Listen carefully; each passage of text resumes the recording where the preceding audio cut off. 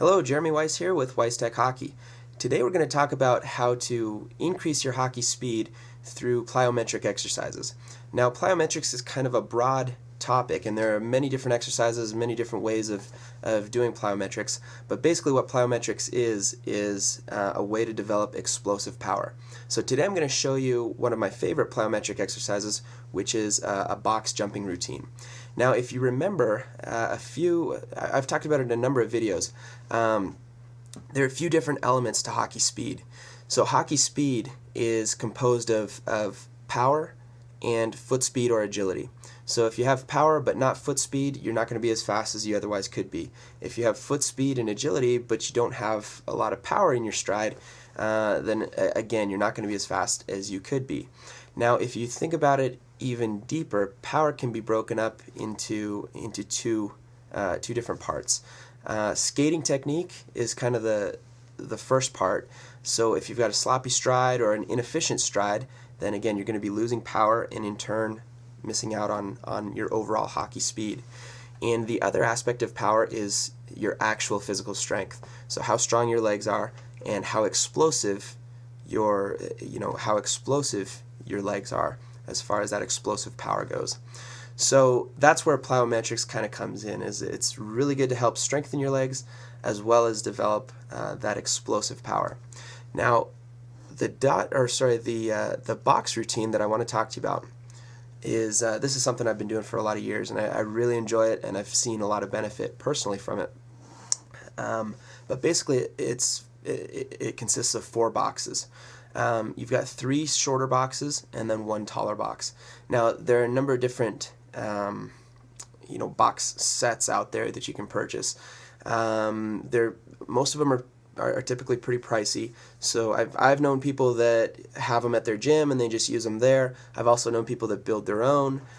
So whichever way you go about doing it, basically you want to have a few shorter boxes and then at least 1 taller box. So my particular set has 3 shorter boxes that are 20 inches tall each, and then the taller box is 32 inches tall. So that's kind of the setup that I'll be showing you. I've also seen setups though where it starts with a short box and then gets progressively higher. So it's a short box, then a little bit taller, and then the last box is obviously the tallest. Either way, I think you'll still get benefit out of it. But like I said, there are a number of different boxes. These are the ones that I like. They're the ones that I have. But I think you'll still get the benefit even if you have a different set. So what we're going to do here is we're going to start actually at the top of box 1. So you don't need to jump up to box 1. We're going to start at the top of box 1, and I'll explain to you why in a second. Then you've probably guessed you're going to jump down in between box 1 and box 2, then back up to the next box, and then down to the next box and back up, and then down and then back up to the tall box at the end. The reason why I have you start at the top of the box is because where you're actually going to be getting your work and where all the magic kind of happens on plyometric exercises is the landing and the explosion up to the next box.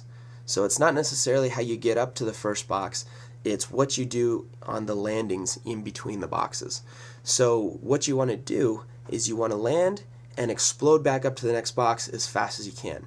So what I've seen players do is they'll land and they'll kind of regroup and they'll bend their knees again and then eventually jump back up to the next box. And that's exactly what we don't want to do. We want to hit the ground and jump straight back up. So it's spend as little time on that ground as possible, and that's why I've got it circled and arrowed and kind of blinking at us, because that's where all of the magic kind of happens with plyometric exercises. So you're going to go down, just barely touch the ground, and right back up to the next box. Down and explode right back up to the next box. And then the same thing at the last box. You're down and explode up, and on the last box you've got to focus a little bit more because it's a taller box. So it's very simple, but like I said, the technique is focused on the landings and the explosion up to the next box.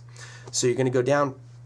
Basically, that's how it is. Now you'll see under box 3 and box 4, I've got a couple of little notes here, and I'll include a printout of this diagram so that you guys can print it out, take a look at it, and if you need to bring it to the gym with you or whatever you want to do.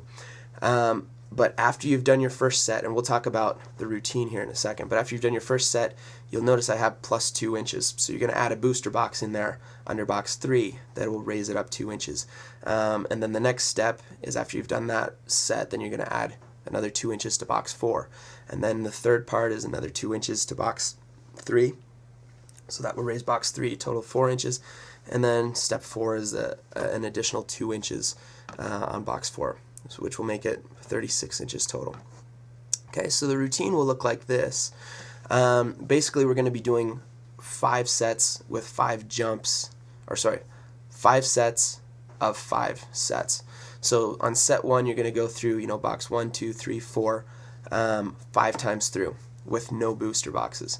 Then after you finish that, you're going to add a booster box to box 3 and do another 5 sets. And then, like I just explained, you'll do a booster box to box 4, another 5 sets, booster box to box 3, so that now it's up 4 inches, another 5 sets, and then to finish off, you're going to boost that 4th box up 4 inches and do another 5 sets. So in total, it's going to be 75 jumps, and it's a fairly quick workout. Should probably take you about maybe 10 or 15 minutes, and it's extremely beneficial for hockey speed. So what I'm going to do now is cut to a little demonstration that I put together for you guys, so you guys can see kind of what it looks like in action. Okay, so here we are with the explanation of the box jumps. You'll see we have 4 boxes here. The 3 smaller ones are 20 inches high, and then the taller one is about 32 inches tall. And then over here we've got the booster boxes. The smaller one will boost one of the smaller boxes either 2 or 4 inches, and then the larger one will boost the bigger box either 2 or 4 inches. So I'll kind of go through it, show you guys exactly how the routine goes, and then we'll go from there. So we'll start up on top of the first box, and we'll go jump down through the rest of the boxes and land on the top box. Okay? Okay, so that's one, and you'll do each of these 5 times. So you'll go through it 5 times there, and then you'll add the booster box.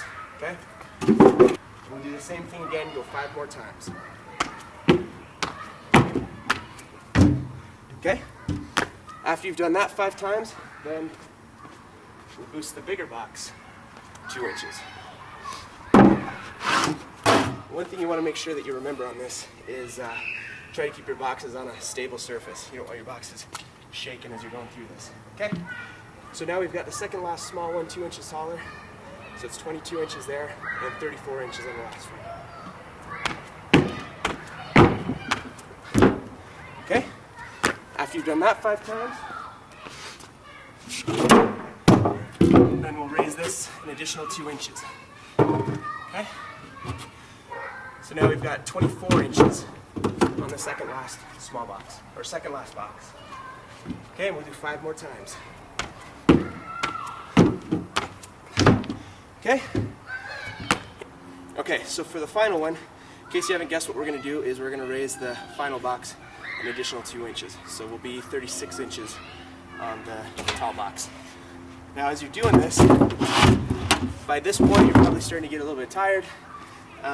So you got to really make sure to focus in as you're hitting that last jump.